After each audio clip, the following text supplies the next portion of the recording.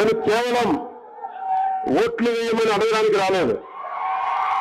ఎందరో మహనీయులు పుట్టిన ఈ మహారాష్ట్ర నేలపై నాకున్న గౌరవాన్ని తెలుపడానికి వచ్చాను.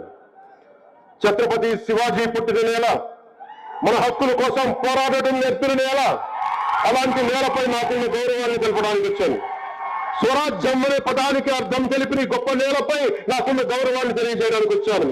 బాబాసాహెబ్ అంబేద్కర్ కర్మ భూమిగా నిలిచిన ఈ గొప్ప నేలపై నాకున్న గౌరవాన్ని తెలపడానికి వచ్చాను.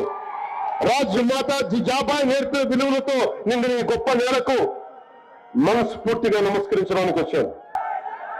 నాకు బాబాసాహెబ్ ఠాక్రే గారిని ఆయన జీవించి ఉండగా నాకు కలిసే అవకాశం రాలేదు.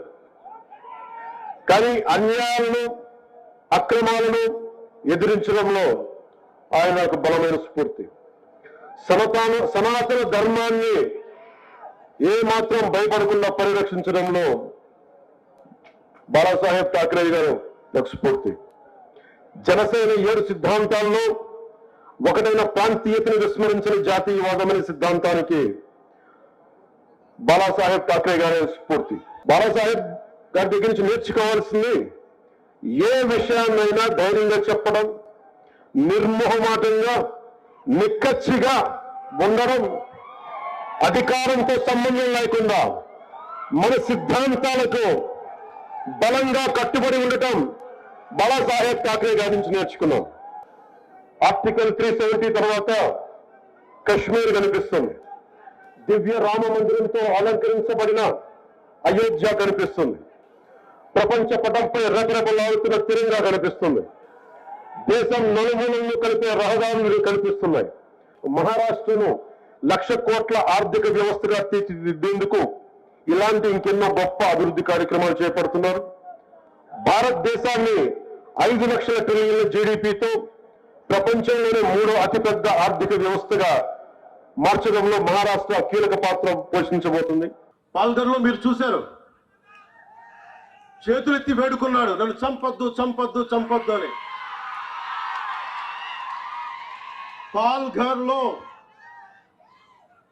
దేశం మంచి కోరే, సర్వజనం హితం కోరే పాల్ఘర్లో సాధువుని చంపితే, చేతులెత్తి వేడుకొని చంపితే ఒక్కళ్ళు పట్టించుకోలేదు. చంపిన వాళ్ళకి శిక్ష పడాలి. అందుకనే ఇలాంటి ప్రభుత్వాలు కాదు మనకు కావాల్సింది. సాధువుల్ని, సంతుల్ని, సనాతన ధర్మాన్ని కాపాడే ప్రభుత్వం కావాలి. మహారాష్ట్రలో ఉన్న దుర్గాలన్నీ, ఛత్రపతి శివాజీ మహారాజ్ పోరాటం చేసిన దుర్గాలన్నీ, ఆక్రమణదారులు మనకి ఈ దుర్గాలన్నీ కలిపి దక్షిణ భారతాన్ని ఒక కోటలా కాపాడిని, ఒక హిమాలయ పర్వతంలా కాపాడిని, రానివ్వకుండా చేసి. అందువల్ల దక్షిణ దేశంలో దేవాలయాలు కూల్చలేకపోయారు. దానికి మనం మహారాష్ట్ర నేలకి, ఈ కోటలకి, ఈ ఖిల్లాలకి, ఛత్రపతి శివాజీ మహారాజ్ ధైర్యానికి, మహారాష్ట్ర నేలకి, మహారాష్ట్ర వీరులకి నేను శిరస్సు ఉంచి నమస్కరిస్తున్నాను. బాబాసాహెబ్ ఠాక్రే కోరుకున్నది కలిసికట్టుగా ఉన్న భారతం, ఒక్క భారతం, ధైర్యంతో కూడిన భారతం, పౌరుషంతో ఉన్న భారతం, సాహసంతో ఉన్న భారతం. విడిపోయి అరాచకత్వాన్ని స్థానం కల్పిద్దామా, లేక కలిసి అభివృద్ధి సంక్షేమం వైపు ప్రజలు నడిపిద్దామా? మనందరం ఇర్రెస్పెక్ట్ ఆఫ్ రిలీజియన్, ప్రాంతాలను దాటి, ఇది సనాతన ధర్మం ఉండే నేల ఇది. మనం తెలుగు వాళ్ళం అవ్వచ్చు, మహారాష్ట్రీయులం అవ్వచ్చు, కన్నడిగులు అవ్వచ్చు, ఏదైనా అవ్వచ్చు, కానీ మన గుండెల్లో కొట్టుకుంటుంది సనాతన ధర్మం యొక్క గుండె చప్పుడు.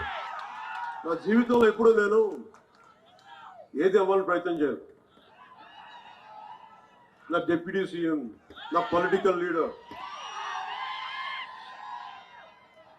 డెస్టినీ, కాలం, ఫేట్ ఇక్కడ తీసుకొచ్చి పెట్టింది. భారతదేశం కోసం పనిచేసే శక్తిని మన సనాతన ధర్మం ఇచ్చింది. సినిమాల్లో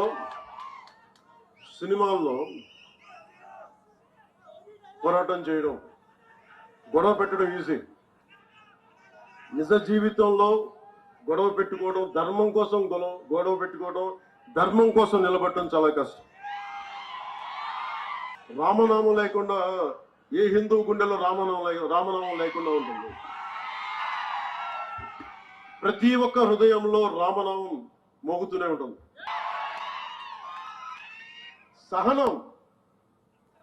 సహనం పిరికితనం కాదు, సహనం మంచితనం. కానీ మంచితనంతో గొడవ పెట్టుకోకూడదు.